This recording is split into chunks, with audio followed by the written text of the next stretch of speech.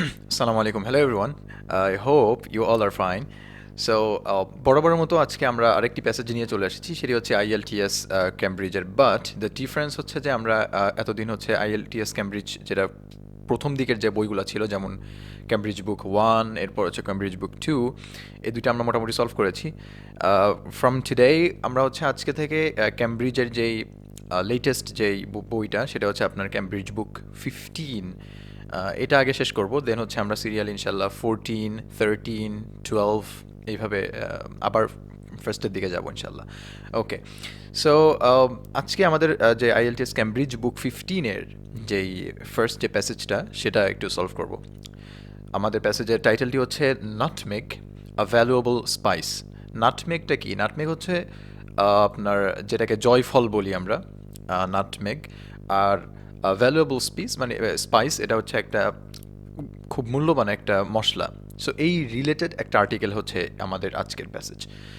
ওকে, so as usual আমরা অবশ্যই আগে প্রশ্ন দেখব। So here questions 1 to 4। কি বলা হচ্ছে এখানে? Complete the notes below, choose one word only from the passage for each answer, write your answers in the boxes 1 to 4 on your answer sheet. So আমাদেরকে 1 থেকে 4টা যে কোশ্চেন দেওয়া আছে, এখানে আমাদের একটি করে ওয়ার্ড লাইক এখানে ফিল করতে হবে ওয়ার্ড। সো ফার্স্ট কি বলা হচ্ছে এখানে, যে প্রথম যে কোশ্চেনটা, সেটা হচ্ছে যে the leaves of the tree.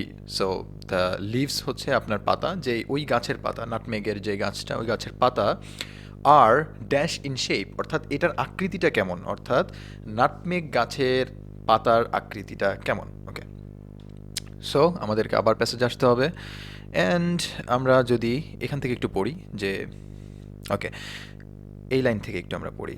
The tree is thickly branched with dense foliage of tough, dark green oval leaves. Here is our answer. Okay, ভালো করে দেখেন এটা, যে এটাকে কি বলা হচ্ছে, ডার্ক গ্রিন, খুব গাঢ় সবুজ, ওভাল লিভস।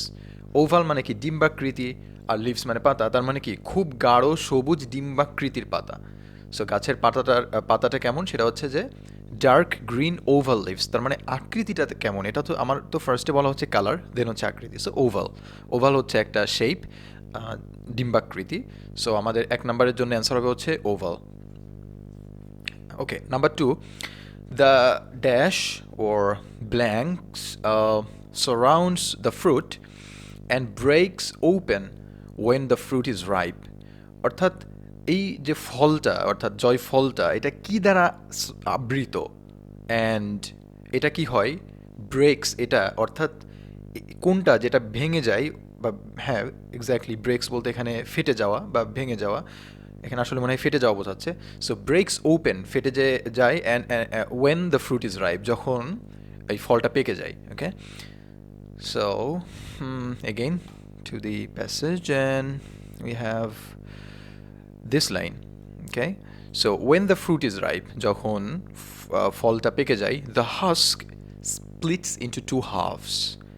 দ্য হাস্কটা হচ্ছে কি, তো এইটা জানার জন্য আমাদের এর আগের লাইনটা আবার একটু পড়তে হবে। Okay, the fruit is encased in a fleshy husk, অর্থাৎ এই যে ফলটা, এটা এনকেজড বা এটা আবদ্ধ থাকে ইন এ ফ্লেশি হাস্ক।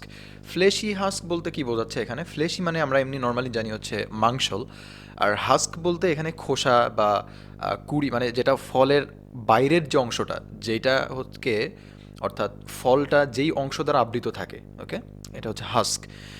তার মানে বুঝলেন যে হাস্কটা কি। So when the fruit is ripe, যখন ফল পেকে যায়, the husk splits into 2 halves, অর্থাৎ দুইটা অংশে এটা কি হয়, ভাগ হয়ে যায়। দিস হাস্ক, তার মানে অবভিয়াসলি দ্য হাস্ক সারাউন্ডস, অর্থাৎ এই যে ফলের খোলক বা যে খোসা যেটা, সেটা সারাউন্ড করে রাখে দ্য ফ্রুটকে, ফলকে, and breaks open when the fruit is ripe. Then question number 3, we have the blank is used to produce the spice nutmeg. অর্থাৎ কোনটা ব্যবহার করা হয় বা কোনটা ব্যবহৃত হয় to produce the spice nutmeg. Nutmeg উৎপন্ন হওয়ার জন্য কোনটি ব্যবহৃত হয়? Again, we're gonna have to go back to our passage, and and okay, from here, these are all sources of the two spices nutmeg and mace. আমি এখানে a এবং b দিয়ে রেখেছি। দেখেন স্পাইসটা এখানে দুই রকম স্পাইস হচ্ছে আপনার এই গাছ থেকে পাওয়া যাবে। সেটা হচ্ছে এক নাম্বার হচ্ছে নাটমেগ অ্যান্ড দুই নাম্বার হচ্ছে আপনার মেস। সো এরপরে বলা হচ্ছে দ্য ফর্মার বিং প্রডিউসড। এখানে ফর্মারটা কি? ফর্মার হচ্ছে আগেরটা। সো আগেরটা মানে কি বোঝাচ্ছে? So the first spice. So what is the first spice? আমাদের হচ্ছে ফার্স্ট স্পাইসটা হচ্ছে নাটমেগ। তাহলে the former being produced from the dried seed, ঠিক আছে?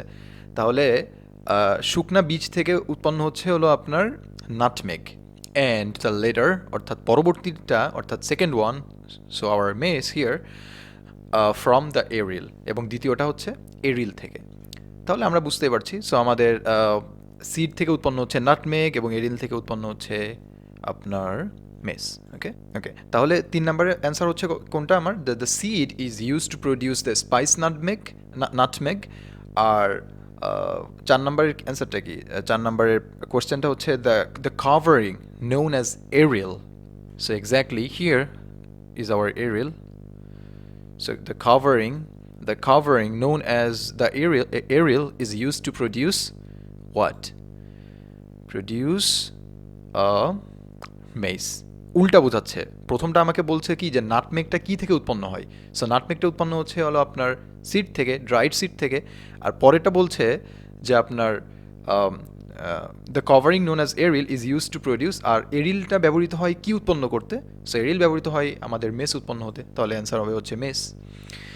ওকে, সো এটা হচ্ছে 1 থেকে 4 পর্যন্ত। দেন কোয়েশ্চেন্স 5 to 7, এখানে true false not given. Okay, so 5 নম্বরে বলা হচ্ছে যে ইন দ্য মিডল এজেস অর্থাৎ মধ্যযুগে most Europeans knew where nutmeg was grown, এবং অধিকাংশ ইউরোপিয়ানরা জানতো যে নাটমেগগুলা কোথায় জন্মায়। সো এগেইন আমরা প্যাসেজে আসি এবং where is our Middle Age. দেখেন এখানে কিওয়ার্ডগুলো আগে আপনি সিলেক্ট করে নেবেন। আমাদের এখানে কিওয়ার্ডগুলো কি? সো আমাদের মেন কিওয়ার্ড হচ্ছে in the Middle Ages, and second keyword হচ্ছে ইউরোপিয়ানস। এখন আমরা দেখি যে so where is our Middle Ages, এখানে যে ইন দ্য মিডল এজেস, আর হচ্ছে আপনাকে এটাকে একটু আপনি যদি পড়েন এখান থেকে যে in the Middle Ages. Okay, আমরা প্রথম থেকেই পড়ি যে nutmeg was a highly prized and costly ingredient in European cuisine in the Middle Ages. অর্থাৎ এটা খুবই দামি এবং উপাদান ছিল। হাইলি প্রাইজড অ্যান্ড কস্টলি, খুবই দামি এবং মূল্যবান একটি উপাদান ছিল ইউরোপিয়ান রান্নার ক্ষেত্রে, কুইজিনের ক্ষেত্রে, ইন দ্য মিডল এজেস অর্থাৎ মধ্যযুগে, and was used as a flavouring medicinal and preservative agent. অর্থাৎ এটাকে ফ্লেভার হিসাবে ব্যবহার করা হতো। সো এখানে ওষুধের হিসাবে ব্যবহার হতো, অ্যান্ড প্রিজারভেটিভ যেটাকে সংরক্ষক হিসাবেও, এজেন্ট হিসাবেও ব্যবহৃত হতো। থ্রু আউট দিস পিরিয়ড, এই সময় জুড়ে the Arabs were the exclusive importers.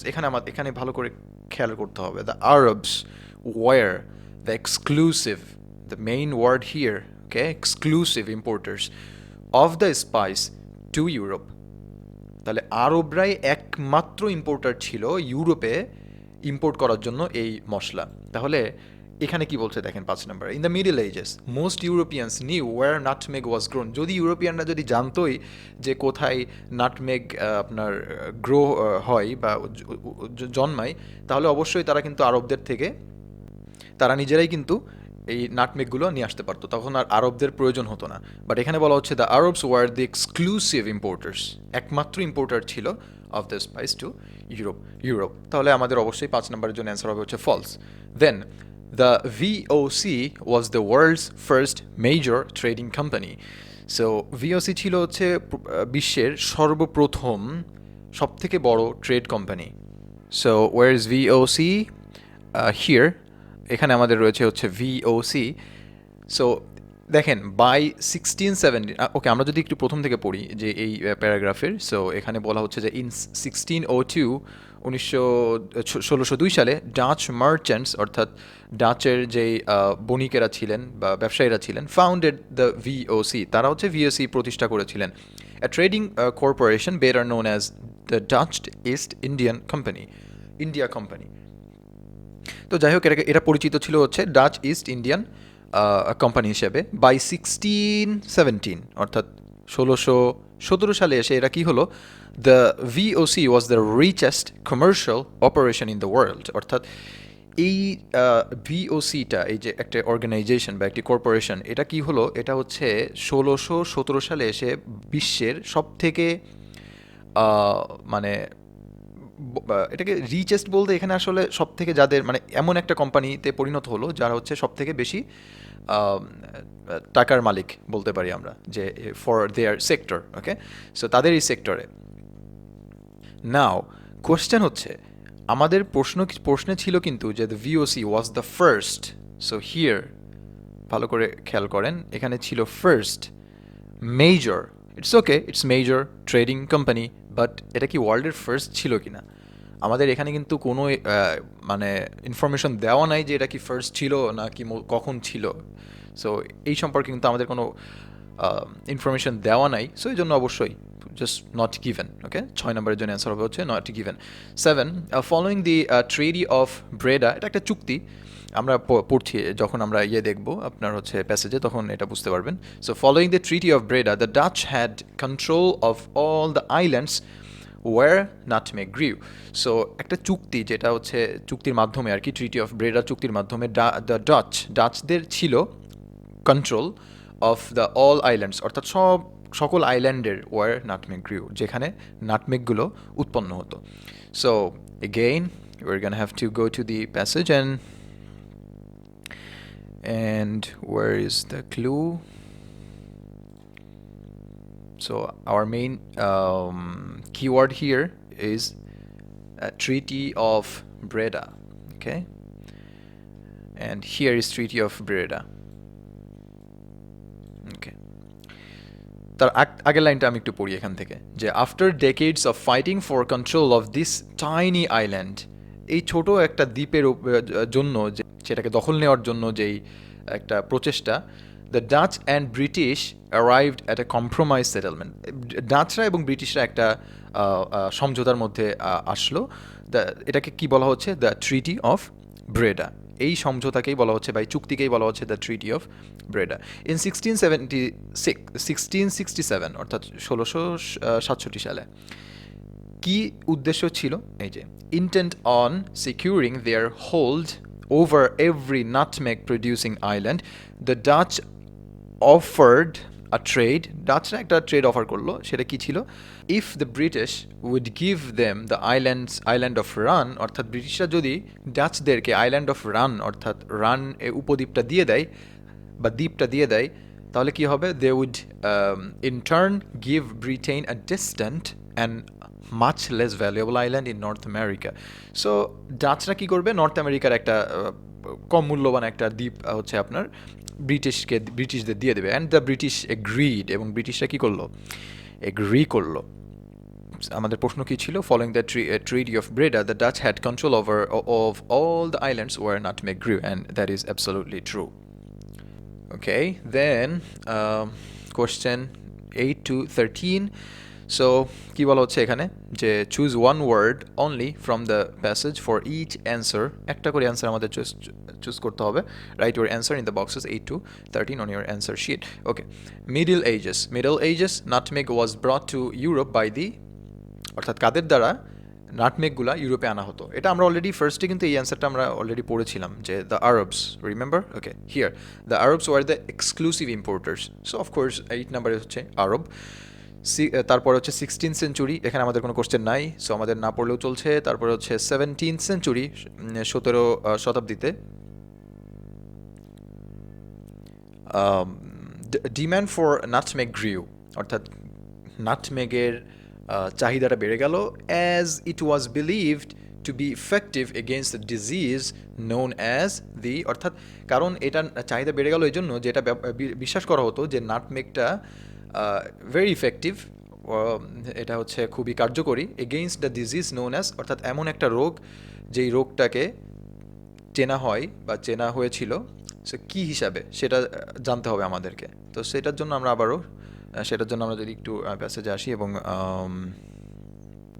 Okay, so আমরা যদি এই লাইনটা থেকে একটু পড়ি যে অ্যাট দ্য সেম টাইম, একই সময়ে থাউজেন্ডস অফ পিপল, হাজার হাজার মানুষ অ্যাক্রস ইউরোপে were dying of the plague, একটা প্লেগে মানুষ মারা যাচ্ছিল, highly contagious and deadly disease, এটা খুবই মারাত্মক সংক্রামক, এটা খুবই মারাত্মক সংক্রামক একটি রোগ। ওকে, সো রোগের নামটা কি? প্লেগ। ওকে, সো এটার জন্য আমাদের অ্যান্সার হচ্ছে known as the plague. তারপর 9, 10 here. Put dash on nutmeg to avoid it being cultivated outside the islands. অর্থাৎ নাটমেগে এমন কি মেশানো হতো বা এমন কি দেওয়া হতো যেন এই নাটমেগগুলোকে অন্য আইল্যান্ডে বা অন্য কোথাও নিয়ে কাল্টিভেট বা চাষাবাদ না করা যায়। সো এমন কি দেওয়া হতো নাটমেগে যেটা ওই নাটমেগ উঠায়ে কেউ যেন অন্য জায়গায় চাষাবাদ করতে না পারে। সো এগেইন, সো এখান থেকে যদি আমরা একটু পড়ি যে in addition all exported nutmeg was covered with lime, অর্থাৎ সব নাটমেগ যেগুলোকে এক্সপোর্ট করা হতো সেগুলোকে কি করা হতো, উপরে হচ্ছে চুন ছিটিয়ে দেওয়া হতো বা চুনে কভার করে দেওয়া হতো with lime, to make sure, নিশ্চিত করার জন্য যে there is no chance fertile seed, অর্থাৎ চুন দেওয়ার ফলে কি হতো, ওই বীজের কার্যক্ষমতা কমে আসতো বা নষ্ট হয়ে যেত, যেন there was no chance a fertile seed which could be grown elsewhere would leave the islands. অর্থাৎ ওই যেই আইল্যান্ডের থেকে যেই সিডগুলাকে বা যেই নাটমেগগুলাকে এক্সপোর্ট করা হতো সেগুলোতে আপনার লাইম বা চুন ছিটিয়ে দেওয়া হতো যেন এই নাটমেগগুলা অন্য কোথাও লাগিয়ে দেওয়ার পরেও যেগুলো যেন এগুলা থেকে যেন কোনো ধরনের ফসল উৎপন্ন না হয় বা নাটমেগ উৎপন্ন না হয়। তাহলে কি ছিটিয়ে দেওয়া হতো? Put lime on nutmeg to avoid it being cultivated outside the islands. Okay, then 11, finally obtained the island of dash from the British, অর্থাৎ ডাচরা, ওই যে আমরা পড়েছিলাম একটু আগে যে ট্রিটি অফ কি যেন আমাদের ছিল যে where is it, treaty of Breda, যে চুক্তিতে। ওকে, সো এখানে ওই চুক্তির কথা বলা হচ্ছে যে finally obtain the island of dash from the British, অর্থাৎ ডাচরা অবশেষে কোন আইল্যান্ডটা ফিরে পেল ব্রিটিশদের কাছে, অবশ্যই যে আইল্যান্ডটা ডাচরা ব্রিটিশদেরকে দিয়েছিল, অবভিয়াসলি সেটাই হবে আমাদের অ্যান্সার। তো সেটা ছিল কি, আমরা যদি আবার একটু প্যাসেজে আসি এবং ট্রেডের তাদের যেই অফারটা ছিল সেখান থেকে একটু আবার দেখি যে the Dutch offered a trade, okay, if the British would give them the island of Run. So ব্রিটিশদের কাছে থেকে আপনার ডাচরা কোন আইল্যান্ডটা নিয়েছিল? Island of Run. So this is our answer. So finally obtained island of Run from the British. Late 18th century, 18 শতাব্দীর শেষের দিকে, 1770 সালে nutmeg plants were secretly taken to, অর্থাৎ নাটমেগ প্ল্যান্টসগুলোকে খুব গোপনের সাথে নেওয়া হয়েছিল কোথায়? Taken to war. সো এখানে আমাদের অ্যান্সারটা আসবে। ওকে, সো আমাদের একটা ক্লু কিন্তু এখানে দেওয়া যে 1770, okay, 1770 সাল. So where is 1770? Here. Then in 1770, a Frenchman named Pierre, whatever, Poivre, successfully smuggled nutmeg plants to safety in where? This is our place. এটার উচ্চারণ কেমন হবে? মাউরিটাস মেবি, যেহেতু এগুলা প্লেসের নাম, so I don't know the exact pronunciation of this word. So anyway, so এটা হচ্ছে আমাদের অ্যান্সার। ওকে, আর স্মাগল মানে কি? মানে হচ্ছে পাচার করা বা মানে সিক্রেটলি, যেটা আমাদের কোশ্চেনে ছিল কি যে সিক্রেটলি টেকেন, অ্যান্ড এক্স্যাক্টলি স্মাগলের একটা সিনোনিমই কিন্তু ওইটা। সো তাহলে আমাদের কি কন্ডিশন ফুলফিল করছে না যে the nutmeg plants were secretly taken to war, this is our place, Mauritius, whatever. So এটা. Then we have another last question, and that is half of the Banda Islands nutmeg plantations were destroyed by a, অর্থাৎ ব্যান্ডা আইল্যান্ডের প্রায় অর্ধেক আপনার plantation যেগুলো ছিল নাটমেগের, সেগুলো destroyed হয়ে গিয়েছিল বা ধ্বংস হয়ে গিয়েছিল বাই এ ওয়াট, কিসের মাধ্যমে ধ্বংস হয়ে গিয়েছিল? And এটা কত সালে? 1778. This is our clue. So here 1778, a volcanic eruption in the Banda region caused a tsunami that wiped out half the nutmeg groves. প্রায় অর্ধেক আপনার নাটমেগ গ্রোভস বা বনকে কি করেছে, একদম ওয়াইপড আউট, উজাড় করে দিয়েছে, ধ্বংস করে দিয়েছে, মুছে ফেলেছে বাই সুনামি। ওকে, সো 13-এর জন্য অ্যান্সার হচ্ছে সুনামি। অ্যাকচুয়ালি দিস আপনার এই যেই প্যাসেজটা আমরা পড়লাম, ইটস ভেরি ভেরি ইজি। ওকে, এখানে একদম খুব ইজিলি আপনি সলভ করতে পারবেন, আর প্যাসেজটাও খুবই সিম্পলি হচ্ছে আপনার রিটেন ছিল, অর্থাৎ এটাতে খুব বেশি হাই ফ্রিকোয়েন্সি ওয়ার্ড ওর খুব জটিল কোনো সেন্টেন্স স্ট্রাকচারও কিন্তু ছিল না। Okay, so this is very easy actually. So anyway, so thank you all of you, and hope inshallah পরের ভিডিওতে ইনশাআল্লাহ দেখা হচ্ছে। ওকে, আসসালামু আলাইকুম।